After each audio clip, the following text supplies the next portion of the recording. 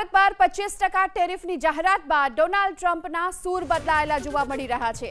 America અને ભારત વચ્ચે વાતચીત ચાલુ હોવાનો દાવો કર્યો। આ સાથે જ અઠવાડિયાના અંત સુધીમાં ચિત્ર સ્પષ્ટ થશે તેવી વાત પણ કરી। જો કે બુધવારે સોશિયલ મીડિયા પર પોસ્ટ કરી ટ્રમ્પે લખ્યું કે ભારત અમેરિકાનું મિત્ર છે, પરંતુ છેલ્લા કેટલાક વર્ષોમાં અમે તેની સાથે ઓછો વેપાર કર્યો છે કારણ કે તેના ટેરિફ ખૂબ ઊંચા છે, જે વિશ્વમાં સૌથી વધુ છે। આ સાથે એ પણ લખ્યું છે કે ભારત હંમેશા રશિયા પાસેથી તેમના મોટાભાગના લશ્કરી સાધનો ખરીદ્યા છે અને ચીન સાથે રશિયાના ઉર્જાના સૌથી મોટા ખરીદાર છે, જ્યારે આખી દુનિયા ઈચ્છે છે કે રશિયા યુક્રેનમાં હિંસા બંધ કરે। આ બધા કારણોસર હવે અમેરિકાએ નિર્ણય લીધો છે કે તે 1 ઓગસ્ટથી ભારતમાંથી આવતા માલ પર 25% ટેરિફ લાદશે। તો 25% ટેરિફ લાદવામાં આવ્યો છે। અમેરિકાએ ભારતને આ મોટો ઝટકો આપ્યો છે। સોશિયલ મીડિયામાં આ અંગે ટ્રમ્પે જાહેરાત કરી છે। તો ભારત વચ્ચે વાતચીત ચાલુ હોવાનો સાથે દાવો પણ કર્યો છે અને અઠવાડિયાના અંત સુધીમાં ચિત્ર સ્પષ્ટ થશે તેવી વાત પણ કરી છે।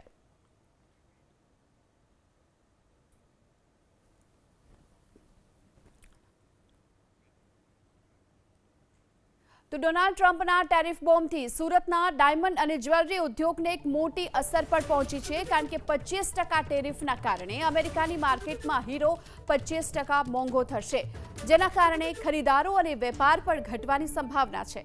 વિશ્વમાં 10માંથી 9 હીરા સુરતમાં બને છે અને સુરતમાં 450થી વધારે જ્વેલરી મેન્યુફેક્ચરિંગ કંપની છે, જેમાંથી મોટા ભાગની અમેરિકામાં એક્સપોર્ટ કરે છે। વર્ષ 2024-25માં અમેરિકામાં 42,000 કરોડ રૂપિયાના નેચરલ ડાયમંડ એક્સપોર્ટ થયા હતા અને તેના પર 25% ટેરિફ ગણવામાં આવે તો 10,000 કરોડ રૂપિયા થાય છે, જ્યારે કે 5,800 કરોડ રૂપિયાના લેબગ્રોન ડાયમંડ અમેરિકામાં એક્સપોર્ટ થયા હતા અને તેના પર જો 25% ટેરિફ ગણવામાં આવે તો 1,400 કરોડ રૂપિયા થાય છે। ડાયમંડ અને જ્વેલરી ઇન્ડસ્ટ્રી છેલ્લા 3 વર્ષોથી મંદીનો માહોલનો સામનો કરી રહી છે, ત્યારે ટ્રમ્પ સરકારે 25% ટેરિફ લાદવાની જાહેરાત કરતાની સાથે સૌથી મોટી અસર આ ઇન્ડસ્ટ્રીને થશે।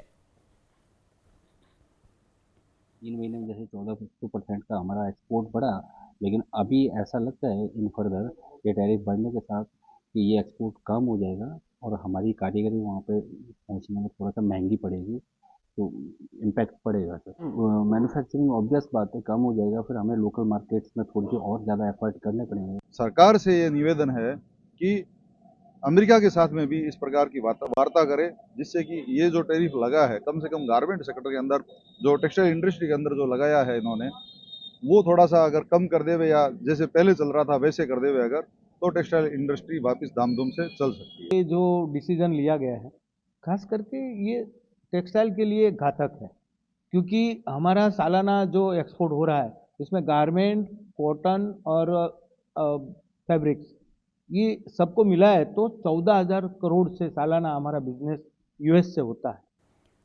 તો ભારત પર 25% ટેરિફ લાદવાની જાહેરાત બાદ અમેરિકાના રાષ્ટ્રપતિ ડોનાલ્ડ ટ્રમ્પે મોડી રાત્રે એક ચોંકાવનારો નિર્ણય પણ લીધો। ટ્રમ્પે કહ્યું કે તેમણે પાકિસ્તાન સાથે કરાર કર્યો છે, જેની જાહેરાત સોશિયલ મીડિયા પર પણ કરી। પાકિસ્તાનમાં તેલ ભંડાર વિકસાવવા માટે સંયુક્ત પહેલનું વચન આપ્યું છે અને અમેરિકન તેલ કંપની આ ભાગીદારીનું નેતૃત્વ કરશે।